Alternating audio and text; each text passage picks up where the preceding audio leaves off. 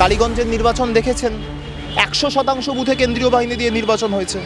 এরপরেও যদি ছাপ্পা রিগিংয়ের অভিযোগ ওঠে, তাহলে বিজেপির একটা দাবি এক দফায় অমিত শাহের পদত্যাগ বলে মিছিল করা উচিত। বিচারপতি সৌগত ভট্টাচার্য এই সিপিআইএমের হারমাদ আইনজীবী ফিরদৌস শামীমকে অত্যন্ত স্পষ্ট ভাষায় বলেছিলেন যে এটা কোনো ঘণ্টাখানেকের মুজরো শোর স্টুডিও নয় যেখানে আপনি আপনার রাজনৈতিক মতামত পেশ করবেন। মমতা বন্দ্যোপাধ্যায় শুধুমাত্র বাংলার মামাটি মানুষের অধিকার সুরক্ষিত রাখার জন্য তিনি মনে করেন যে তিনি কেন্দ্রীয় সরকারও যদি রাজ্যের প্রতি বঞ্চনা করে, সেই বঞ্চনার বিরুদ্ধে গিয়ে তার কোষাগারে যেটুকু ক্ষমতা রয়েছে তিনি সেটুকু ক্ষমতার পরিপ্রেক্ষিতে সেই লড়াই করতে বদ্ধপরিকর। যে শ্যামাপ্রসাদ মুখার্জি দেশনায়ক নেতাজি সুভাষচন্দ্র বসুকে তার নিজের ডায়েরিতে দেশবিরোধী এবং হিন্দু বিরোধী বলে সম্বোধন করে, সেই শ্যামাপ্রসাদ মুখার্জির স্মৃতিচারণ পশ্চিমবাংলা করবে না। পশ্চিমবাংলা কেন, ভারতবর্ষের কোনো প্রান্তেই হবে না। একদমই কেন্দ্রীয় সরকারের সংবিধান হত্যা দিবস পালন করা উচিত অমিত শাহের বিরুদ্ধে। অমিত শাহ তিনি দেশের অত্যন্ত দুর্ভাগ্যজনকভাবে তিনি আমাদের দেশের স্বরাষ্ট্রমন্ত্রী, তিহারে জেল খাটা, এবং তিনি সংসদে দাঁড়িয়ে বি.আর. আম্বেদকর সম্পর্কে বলেছিলেন, আমরা প্রত্যেকে জানি, সেই ভিডিও আছে। আর বাংলার মানুষ সিদ্ধান্ত নেবেন যে তারা দখলদারির রাজনীতি পছন্দ করেন না তারা এমন কোনো রাজনৈতিক শক্তিকে চান যারা তাদের মন জয় করতে পারে। সি এবং গ্রুপ ডি মামলায় আজকে মূলত বিচারপতি অমৃতা সিংহ রায় তিনি রায় দিয়েছেন এবং সেখানে বলা হচ্ছে যেটা রাজ্য সরকারের তরফ থেকে নির্দেশ দেওয়া ছিল ভাতা দেওয়ার, সেক্ষেত্রে বলা হচ্ছে স্থগিতাদেশ দেওয়া হয়েছে এবং আগামী মূলত যে 26শে সেপ্টেম্বর ততদিন পর্যন্ত কোনোরকম কোনো ভাতা দিতে পারবেন। কোথাও কি একদম আদালতের কাছে যে বড়সড় ধাক্কা খেলো রাজ্য সরকারের বিষয় নিয়ে? আমি মনে করি যে এটা এক্সপেক্টেডই ছিল। তার কারণ হচ্ছে এই বউবাজারে সিপিআইএমের হারমাদ বোমবাদ্য লক্ষ্মী দে, তার পরিবারের একজন সদস্য, কোনো সদস্য বা সদস্যা সেই সিপিএমের হারমাদ লক্ষ্মী দের বোমারু লক্ষ্মীর যে মতাদর্শ, সেই মতাদর্শকে স্যাটিসফাই করবে, এটাই স্বাভাবিক। কিন্তু আমরা এটাও মনে করি যে রাজ্য সরকার নিশ্চিতভাবে এই রায়ের বিরুদ্ধে ডিভিশন বেঞ্চ, প্রধান বিচারপতির ডিভিশন বেঞ্চ ক্যালকাটা হাইকোর্টের এবং পরবর্তীকালে সুপ্রিম কোর্টে তারা নিশ্চিতভাবে যাবে। আদালতের রায় সবসময় গ্রাহ্য, কিন্তু সেটা যদি অত্যন্ত নির্দিষ্টভাবে কোনো একটি রাজনৈতিক দল বা কোনো রাজ্যের সরকার, যেহেতু নির্দিষ্ট কোনো রাজনৈতিক দল যারা পরিচালিত হয়, সেই কারণে যদি তাদেরকে কলঙ্কিত করার জন্য পরস্পর একটি ডিভিশন, একটি বা দুটি ডিভিশন বেঞ্চ থেকে যদি একই ধরনের অবজারভেশন আসতে থাকে, তাহলে সেটা নিশ্চিত করেই আইনের শাসন ভারতবর্ষে চলছে, সেই আইনের ক্ষেত্রে অত্যন্ত অস্বাস্থ্যকর হয়ে যায়। এবং আমি তো এটাও আমরা মনে করি যে যদি এনাদের হাতে ক্ষমতা থাকতো তাহলে এনারা কন্যাশ্রী থেকে শুরু করে লক্ষ্মীর ভাণ্ডার পর্যন্ত, student credit card, Rupashree, Yuvashree, সবুজ সাথী, যতগুলো পশ্চিমবাংলায় জনকল্যাণকর প্রকল্প রয়েছে এনারা সেগুলোকেও ভাতা বলে বাতিল করে দিতেন। কিন্তু শুধুমাত্র বাংলার সাধারণ মানুষের তীব্র জনরোষ সেক্ষেত্রে সঞ্চারিত হবে, সেই ভয়ে এনারা সেই ধরনের কোনো পদক্ষেপ গ্রহণ করতে পারছেন না বা করতে চাইছেন না। এই মুহূর্তে আমরা বাংলার মানুষকে অনুরোধ করব যে তারা আরও বেশি মাত্রায় সতর্ক হন এবং বাংলার মানুষ যদি পশ্চিমবাংলার বুকে মামাটি মানুষের শাসনতন্ত্রকে চিরন্তন করতে চান, যদি কোর্টের একটি দুটি ডিভিশন বেঞ্চের রাজত্বকে বাংলায় কায়েম না করতে চান, তাহলে 2011 সাল থেকে যে ধারায় তারা নিজেদের মতামত পেশ করছেন সেই ধারাকে তারা অব্যাহত রাখুন। আমরা দেখেছিলাম যে সবথেকে বেশি দুর্নীতির অভিযোগ উঠেছিল এই গ্রুপ সি এবং গ্রুপ ডি এর ক্ষেত্রে, এবং যার জন্য ইতিমধ্যে যারা চাকরিহারা রয়েছেন তাদেরকে ডিসেম্বর মাস পর্যন্ত যে মূলত স্কুলে যাওয়ার জন্য রায় দেওয়া হলেও গ্রুপ সি গ্রুপ ডিকে কিন্তু দেওয়া হয়নি, এবং সেক্ষেত্রে রাজ্য সরকারের তরফ থেকে এই ভাতা চালু করার কথা। যে বিষয় নিয়ে আজকে আইনজীবী তিনি বলেছেন যে ঘুরপথে যারা টাকা দিয়ে চাকরি নিয়েছিল আজকে তাদেরকে মানে মূলত সেই তাদেরকে টাকা ফেরানোর জন্য, তাদের মুখ বন্ধ করার জন্য বা তাদের নিজেদের পিঠ বাঁচানোর জন্য সরকার ইচ্ছাকৃতভাবে এই ভাতাটা চালানোর চেষ্টা করেছিল। এই নির্দিষ্ট আইনজীবী যার কথা আপনি বলছেন, খুব সম্ভবত আপনি ফিরদৌস শামীমের কথা বলছেন। এই নির্দিষ্ট আইনজীবী এই মামলাতেই ক্যালকাটা হাইকোর্টের মাননীয় বিচারপতি সৌগত ভট্টাচার্যের কাছে তার এজলাসে চূড়ান্ত ঝাড় খেয়েছিলেন। এবং সৌগত সেই ভিডিও তো আমরা সংবাদ মাধ্যমে দেখেছি, সমাজ মাধ্যমে ছড়িয়েছে সেই ভিডিও। এবং বিচারপতি সৌগত ভট্টাচার্য এই সিপিআইএমের হারমাদ আইনজীবী ফিরদৌস শামীমকে অত্যন্ত স্পষ্ট ভাষায় বলেছিলেন যে এটা কোনো ঘণ্টাখানেকের মুজরো শোর স্টুডিও নয় যেখানে আপনি আপনার রাজনৈতিক মতামত পেশ করবেন। তার বিচারপতির বক্তব্যের নির্যাসটা এটাই ছিল। ফলে এনারা যেন তেন প্রকারেণ, দেখুন আমি ওই নির্দিষ্ট আইনজীবীকে দোষ দেব না, কারণ তিনি আইনজীবী, তিনি একটি নির্দিষ্ট রাজনৈতিক মতাদর্শের সাথে সম্পৃক্ত হতেই পারেন, এটা অস্বাভাবিক কিছু নয়। কিন্তু যদি কোনো বিচার ব্যবস্থার সঙ্গে সম্পৃক্ত উপরতলার যদি কোনো ব্যক্তি বা কেউ একাধিক, একজন দুজন যদি এই ধরনের ঘটনা প্রতিনিয়ত করতে থাকেন, তাহলে নিশ্চিতভাবে তাদের নিরপেক্ষতা নিয়ে প্রশ্ন উঠবে, যেটা উঠছে। এবং এটাও মনে রাখা দরকার যে এই যে ভাতার কথা বলা হচ্ছে, যে মাননীয় মুখ্যমন্ত্রী কোভিডের সময় সমস্ত রাজ্য সরকারি কর্মচারীদের, শুধু পশ্চিমবাংলায় হয়েছে, কোভিডের সময় একজনও পশ্চিমবাংলার রাজ্য সরকারি কর্মচারী তারা চাকরি করেননি, কাজ করেননি, স্বাভাবিক কারণে, অনিবার্য কারণবশত, এটা তাদের দোষ নয়। মাননীয় মুখ্যমন্ত্রী কিন্তু তাদের উপার্জন আটকে রাখেননি। অন্যান্য রাজ্যে উপার্জন আটকে রাখা হয়েছিল। অন্যান্য রাজ্যে যা কোভিডের টাইমে একজনকেও স্যালারি দেওয়া হয়নি, একজনও রাজ্য সরকারি কর্মচারীকে স্যালারি দেওয়া হয়নি, কিন্তু পশ্চিমবাংলায় তো সেটা হয়নি। তো সেটার বিরোধিতা তখন করেননি কেন? এনারা তো সর্বহারার কথা বলেন, এনারা তো নিজেদেরকে সর্বহারার কণ্ঠ বলে দাবি করে থাকেন, সমাজে সাম্য এবং সমানতার কথা বলেন। বামপন্থা আমি যেটুকু বুঝি, আমি লেনিন স্তালিন বুঝি না, আমি যেটুকু বামপন্থা বুঝি, বামপন্থা মানে সাম্যবাদ। মুখ্যমন্ত্রী সেটাই সমাজের বুকে বাংলায় সুনিশ্চিত করার চেষ্টা করছেন। কিন্তু বিষয় হচ্ছে যে সেই সিঙ্গুরের সময় থেকে বর্তমান সিপিআইএম আশু বামপন্থা থেকে কার্যত বিচ্ছিন্ন হয়ে গেছে, এবং সেই বিচ্যুতির কারণেই 2009 সাল 2008 সালের পঞ্চায়েত থেকে কার্যত 2024 লোকসভা নির্বাচন পর্যন্ত প্রতিনিয়ত তাদের পদস্খলন হচ্ছে, এবং সেটা অব্যাহত রয়েছে, আগামী দিনও অব্যাহত থাকবে। আর নির্দিষ্ট করে যে ভাতার কথা যেটা বলা হচ্ছে মুখ বন্ধ করা, আমি বলছি যাদের চাকরি বাতিল করা হলো তাদেরকে দোষ দেবার আগে সিবিআই কর্তাদেরকে ডেকে জিজ্ঞাসা করুন যে এসএসসি চেয়ারম্যান সুবীরেশ ভট্টাচার্যর আমলে এই গোটা দুর্নীতি সংগঠিত হলো, সেই সুবীরেশ ভট্টাচার্য জেলে না থেকে কেন বর্তমানে জামিনে মুক্ত আছেন? সিবিআই এর অপদার্থ অফিসাররা এত জঘন্য তদন্ত করেছেন যে সুবীরেশ ভট্টাচার্যের তো ফাঁসি হওয়া উচিত ছিল এই ধরনের কুৎসিত, নোংরা, জঘন্য ধরনের দুর্নীতি করার জন্য।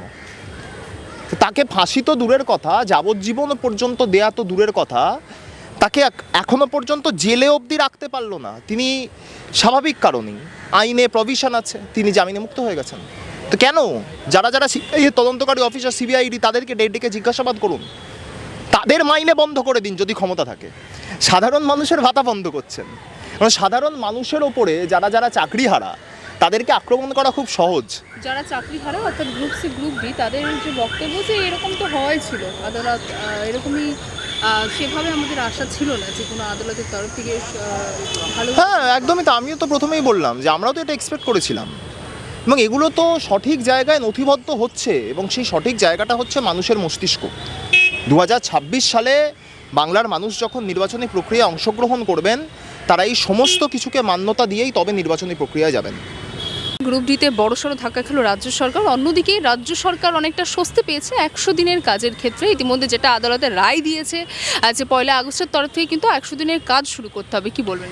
না, আমি তো বলছি যে এটা রাজ্য সরকারের কোনো স্বস্তির জায়গা নেই, এটা বাংলার মানুষের স্বস্তি, বাংলার মানুষের অধিকার সুরক্ষিত হয়েছে।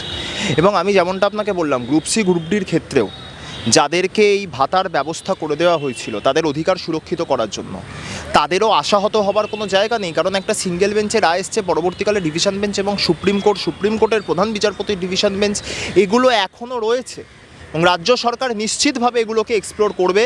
ফলে স্বাভাবিকভাবেই যেমনটা এই 100 দিনের কিংবা আবাস যোজনার ক্ষেত্রে আসছে, 100 দিনের কাজের ক্ষেত্রে ক্যালকাটা হাইকোর্টের মাননীয় প্রধান বিচারপতি টি শিবগানামের ডিভিশন বেঞ্চ গতকাল তিনি বলেছেন অত্যন্ত দ্ব্যর্থহীন ভাষায় যে অনন্তকালের জন্য এভাবে কোনো প্রকল্পের টাকা আটকে রাখা যায় না, 1 আগস্ট থেকে টাকা দেওয়া শুরু করতে হবে। এটা তো একটা রায়। এরপর যে এতদিনের বকেয়া টাকা, সেই টাকাও ফেরত দিতে হবে। এবং শুধুমাত্র 100 দিনের কাজ তো নয়, এর সাথে আবাস যোজনা সহ একাধিক প্রকল্প রয়েছে। ঘাটাল মাস্টার প্ল্যান, এটা তো রাজ্য সরকারের কাজ নয়, রাজ্য সরকারের দায় নয় এগুলো করা। কিন্তু মমতা বন্দ্যোপাধ্যায় শুধুমাত্র বাংলার মামাটি মানুষের অধিকার সুরক্ষিত রাখার জন্য তিনি মনে করেন যে তিনি কেন্দ্রীয় সরকারও যদি রাজ্যের প্রতি বঞ্চনা করে, সেই বঞ্চনার বিরুদ্ধে গিয়ে তার কোষাগারে যেটুকু ক্ষমতা রয়েছে, তিনি সেটুকু ক্ষমতার পরিপ্রেক্ষিতে সেই লড়াই করতে বদ্ধপরিকর। এবং সেই কারণেই বাংলার মানুষ যারা 2011 সালে মমতা বন্দ্যোপাধ্যায়কে সিপিআইএমের বিরুদ্ধে পরিত্রাতা হিসাবে বেছে নিয়েছিলেন এবং পরবর্তীকালে মমতা বন্দ্যোপাধ্যায়ের প্রতি তারা আস্থা ভরসা দেখিয়েছিলেন 2016-এ, সেই বাংলার মানুষই কিন্তু 2021 সালে মমতা বন্দ্যোপাধ্যায়কে তাদের ঘরের মেয়ের স্বীকৃতি দিয়েছেন। সেই স্বীকৃতি থেকেই দিদির মনে হয়েছে যে তিনি যদি সত্যিই বাংলার মানুষের ঘরের মেয়ে হয়ে থাকেন, তাহলে যতই বঞ্চনা আসুক, যতই অত্যাচার হোক, ব্লকেট হোক, বাংলার মানুষের অধিকারকে সুরক্ষিত রাখার দায়িত্ব তাকে সুনিশ্চিত করতে হবে এবং সেই দায়িত্ব থেকেই তিনি এই কাজগুলো করেছেন। 100 দিনের কাজের পরিপ্রেক্ষিতে যে বকেয়া টাকা, সেই বকেয়া টাকা তিনি বাংলার মানুষের হাতে তুলে দিয়েছেন। আবাস যোজনা 2টো কিস্তিতে মানুষের কাছে টাকা পৌঁছে যাচ্ছে, একটা কিস্তি ইতিমধ্যে পৌঁছে গেছে, আর একটা কিস্তির টাকা, দ্বিতীয় কিস্তির টাকা দেওয়া শুরু হয়ে গেছে। ফলে রাজ্য সরকারের স্বস্তি নয়, এটা বাংলার সাধারণ মানুষ 100 দিনের যা কাজ করা, যারা 100 দিনের কাজ করছেন তাদের স্বস্তি, তাদের অধিকার সুরক্ষিত হয়েছে। এবং একই সাথে আমি এটা বিশ্বাস করি যে প্রতিটি বিজেপি বিরোধী রাজনৈতিক দল শাসিত রাজ্যে যেখানে যেখানে মানুষ ব্লকেটের সম্মুখীন হচ্ছেন, সেই সমস্ত মানুষের এটা নৈতিক জয়। এই পশ্চিমবঙ্গ দিবস পালন করা হচ্ছে বিজেপির তরফ থেকে, ওটার কোনো ভিত্তি নেই, ওটার কোনো ভিত্তি নেই। ওই পশ্চিমবঙ্গ দিবস সম্বন্ধে যে প্রতিক্রিয়া, সেই প্রতিক্রিয়া গতকাল আপনার কালীগঞ্জের বিজেপি প্রার্থী তার ভোট দিয়ে বেরোনোর পরে যে সাইনটা দেখিয়েছেন মানুষের উদ্দেশ্যে, তিনি ওই প্রতিক্রিয়া দিয়ে দিয়েছেন। ফলে এটার কোনো ভিত্তি নেই। এই পশ্চিমবঙ্গ দিবস যে শ্যামাপ্রসাদ মুখোপাধ্যায়ের স্মৃতিচারণ করে ওনারা পশ্চিমবঙ্গ দিবস পালন করছেন, সেই শ্যামাপ্রসাদ মুখোপাধ্যায় তার ডায়েরিতে নেতাজি সুভাষচন্দ্র বোস সম্পর্কে দেশবিরোধী এবং হিন্দু বিরোধী এই দুটো শব্দবন্ধ ব্যবহার করেছেন। আপনারা সংবাদ মাধ্যমের সাথে সম্পৃক্ত, আপনি ব্যক্তিগতভাবে মানে আন্তর্জাতিক বিষয়গুলি সম্পর্কে অত্যন্ত ভাস্ট স্টাডি করেন, সেটা আমি জানি। আমি আপনাকে অনুরোধ করব যে আপনারা এগুলো এক্সপ্লোর করে দেখে নিন। যে শ্যামাপ্রসাদ মুখার্জি দেশনায়ক নেতাজি সুভাষচন্দ্র বসুকে তার নিজের ডায়েরিতে দেশবিরোধী এবং হিন্দু বিরোধী বলে সম্বোধন করে, সেই শ্যামাপ্রসাদ মুখার্জির স্মৃতিচারণ পশ্চিমবাংলা করবে না। পশ্চিমবাংলা কেন, ভারতবর্ষের কোনো প্রান্তেই হবে না। এটা খুব স্বাভাবিক ব্যাপার।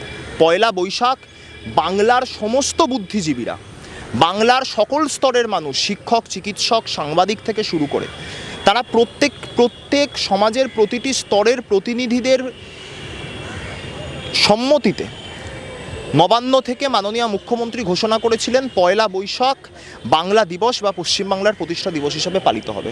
সেটাই গ্রহণযোগ্য, সেটাই গ্রাহ্য, সারা রাজ্য জুড়ে সেটা হচ্ছে। বাংলা বিদ্বেষী বিজেপি, বাংলা নববর্ষ 1 বৈশাখ বিদ্বেষী বিজেপি, মা দুর্গা মা কালী বিরোধী বিজেপি এই বঙ্গ সংস্কৃতিগুলোকে মানবে না, এটাই স্বাভাবিক। তারা উত্তরপ্রদেশ, বিহার, গুজরাটের অপসংস্কৃতিকে বাংলার বুকে বারংবার চাপিয়ে দেবার চেষ্টা করেন। তো আর বাংলার মানুষ বারংবার সেই অপসংস্কৃতিকে বর্জন করেন। 2021 এবং 24 তার প্রমাণ।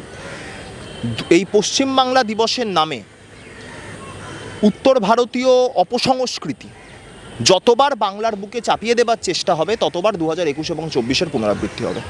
পশ্চিমবঙ্গ দিবসের পাশাপাশি তো আমরা এই মুহূর্তে যেটা দেখতে পাচ্ছি যে কেন্দ্র সরকারের তরফ থেকে তো মূলত সংবিধান হত্যা দিবস পালনের কথা বলেছে, এবং যদিও ইতিমধ্যে মুখ্যমন্ত্রী বলে দিয়েছেন যে এই রাজ্যে কোনো সংবিধান হত্যা দিবস পালন করা চলবে না।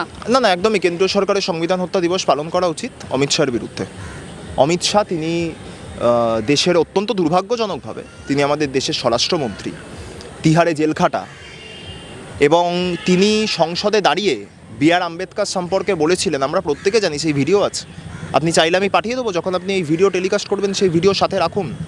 তিনি সংসদে দাঁড়িয়ে ভারতবর্ষের সংবিধান এবং সংবিধানসম্মত সংসদীয় গণতন্ত্রের পীঠস্থান, তীর্থক্ষেত্র যে সংসদ, সেই সংসদে দাঁড়িয়ে তিনি বলেছিলেন, এখন একটা নতুন ট্রেন্ড হয়েছে, সবাই আম্বেদকর আম্বেদকর আম্বেদকর আম্বেদকর আম্বেদকর করছে। এর থেকে বেশি যদি ঠাকুরের নাম, ঈশ্বরের নাম, রামের নাম উচ্চারিত হতো, তাহলে দেশের মঙ্গল হতো। ফলে এইভাবে যিনি B.R. আম্বেদকরের নীতি আদর্শকে যারা মান্যতা দেয়, তাদেরকে যিনি এভাবে কটাক্ষ করেন, তার দল যদি তার বিরুদ্ধে সংবিধান হত্যা দিবস পালন করে, সেটা নিশ্চিতভাবে গ্রহণযোগ্য। বিজেপি পালন করুক, অমিত শাহের একটা কুশপুতুল পুড়িয়ে, আমরাও তাতে সমবেত হব, সমস্যার তো কিছু নেই। কিন্তু যদি এর বিরুদ্ধে কোনো পশ্চিমবাংলায় তৃণমূল কংগ্রেসের বিরুদ্ধে, যদি আমি জানি না, যদি তৃণমূল কংগ্রেসের বিরুদ্ধে তারা পালন করেন, তাহলে বাংলার মানুষ জানেন, আমি বলছি যে পশ্চিমবঙ্গের মানুষকে উত্তরপ্রদেশ, মধ্যপ্রদেশ, বিহার, মহারাষ্ট্র কিংবা রাজস্থানের ব্যক্তিদের সঙ্গে তুলনা করা উচিত নয়। আমি তাদেরকে ছোট করছি না, কিন্তু এটা অস্বীকার করার কোনো জায়গা নেই। যারা রাজনীতির সাথে সম্পৃক্ত তারা নিশ্চিত করেই জানেন যে পশ্চিমবাংলার মানুষ সমাজ, রাজনীতি, আর্থসামাজিক পরিস্থিতি সম্পর্কে যতটা সচেতন, আমরা ভারতবর্ষে এতটা সচেতনতা দেখি না। এবং যারা পশ্চিমবাংলাকে টেকেন ফর গ্র্যান্টেড নিয়ে নেয়, যারা মনে করে 2019 সালে 18টি লোকসভা জেতার পরে যে পশ্চিমবাংলা দখল করব, এই দখলের রাজনীতি যারা পশ্চিমবাংলার সঙ্গে করতে এসেছে, পশ্চিমবাংলার মানুষ তাদেরকে বারংবার প্রত্যাখ্যান করেছেন। আমরা বারবার বলছি, পশ্চিমবাংলাকে জয় করার চেষ্টা করুক। বাংলার মানুষের মন জয় করতে হয়। মমতা বন্দ্যোপাধ্যায় করেছেন 2011 সাল থেকে। বাংলার মামাটি মানুষের মন জয় করেছেন 1998 সাল থেকে। তারও আগে থেকে তার ক্রমবর্ধমান লড়াই সংগ্রামের ইতিহাস প্রমাণ করে যে তিনি বাংলার মানুষের মন জয় করে তাদের মনের মণিকোঠায় জায়গা করে নিয়েছেন। তিনি কোনোদিন বলেননি যে আমরা বাংলার মাটি দখল করব, আমরা 42টি লোকসভা দখল করব, কিংবা 294টি বিধানসভা দখল করব। আমরা জয় করার লক্ষ্যে ঝাঁপাবো, ওনারা দখল করার লক্ষ্যে ঝাঁপাবেন। আর বাংলার মানুষ সিদ্ধান্ত নেবেন যে তারা দখলদারির রাজনীতি পছন্দ করেন, না তারা এমন কোনো রাজনৈতিক শক্তিকে চান যারা তাদের মন জয় করতে পারে। একটা শেষ প্রশ্ন করব, আজকেও গ্রেফতার হয়েছেন সুকান্ত মজুমদার। এর আগে শুভেন্দু অধিকারীকে চোর স্লোগান, সুকান্ত মজুমদারকে জুতো ছোড়া, নৈপথ্যে তৃণমূল দাবি করেছে বিজেপির তরফ থেকে। সুকান্ত মজুমদার শিখ সম্প্রদায়ের, শিখ ধর্মাবলম্বী পুলিশকর্তার পাগড়িতে চটি ছুঁড়েছিলেন, তার নৈপথ্যে কে? অনেক আগে গ্রেপ্তার করা উচিত ছিল। শুভেন্দুর বিরুদ্ধে 26টা মামলায় স্থগিতাদেশ দেওয়া আছে। ক্যালকাটা হাইকোর্টের আপনার সিঙ্গেল বেঞ্চের জাস্টিস রাজাশেখর মান্থা দিয়েছে। এগুলো কেন?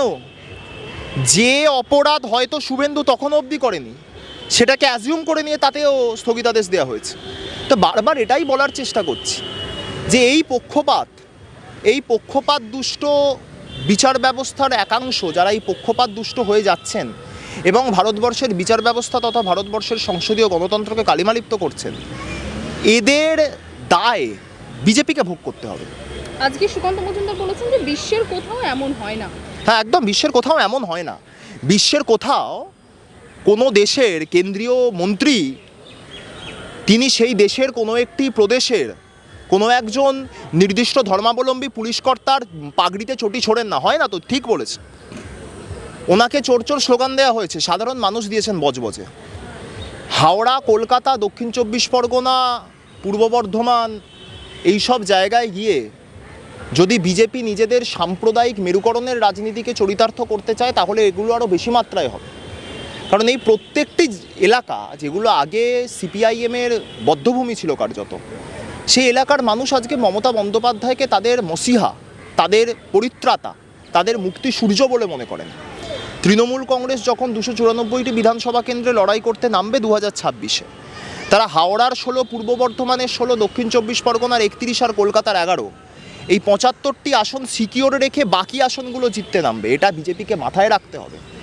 এই রাজনীতির সরল পাটিগণিতগুলো তারা করতে ব্যর্থ হন বলেই তাদের এই ধরাশায়ী হতে হয় বারংবার। ভবিষ্যতে এর পুনরাবৃত্তি হবে, এর অন্যথা হবে না। এবং অনেক আগে, আমি যেমনটা বললাম, অনেক আগে গ্রেপ্তার হওয়া উচিত ছিল। মমতা বন্দ্যোপাধ্যায়কে শুভেন্দু অধিকারী যে ভাষায় তাকে আক্রমণ করেন, শুভেন্দুর তো মানে চূড়ান্ত পর্যায়ের শাস্তি হওয়া উচিত। তো ঠিক আছে, আমরা মনে করি যে এই ধরনের আক্রমণ আরও যত বেশি হবে। 2021-এ আক্রমণ এসেছিল, শারীরিক আক্রমণ। দিলীপ ঘোষ বলেছিলেন তৎকালীন বিজেপির রাজ্য সভাপতি মুখ্যমন্ত্রীকে বারমুন্ডা পড়তে।